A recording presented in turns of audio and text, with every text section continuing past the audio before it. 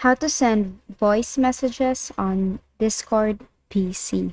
So all you have to do is to go here to your browser and search for Vencord and make sure to install that one. So for example, this one.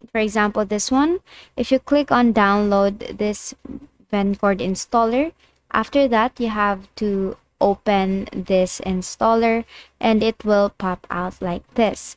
Now after that, before doing anything else, you have to make sure that you have quit your Discord. So make sure that you have exit to Discord, and here on the bottom part here you will see this arrow here, right?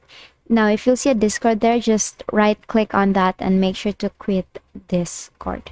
Then after that, make sure that you have set it to stable and make sure to install the application. As you can see, successfully patched. So if Discord is still open or full, you have to fully close it first, then start it and verify that Vencord installed successfully by looking for its category in Discord settings and tap on OK.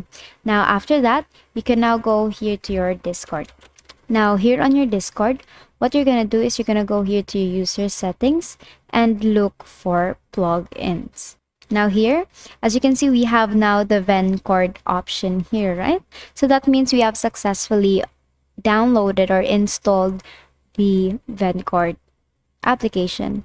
Then tap on plugins here and search for voice.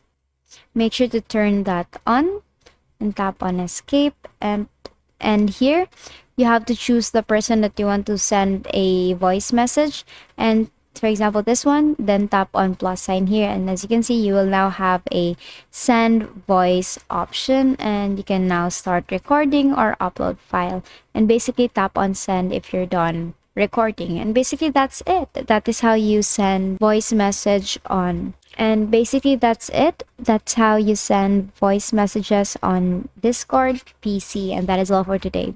If this video helped you, please don't forget to like, share, and subscribe to our YouTube channel to show your support. Thank you for watching.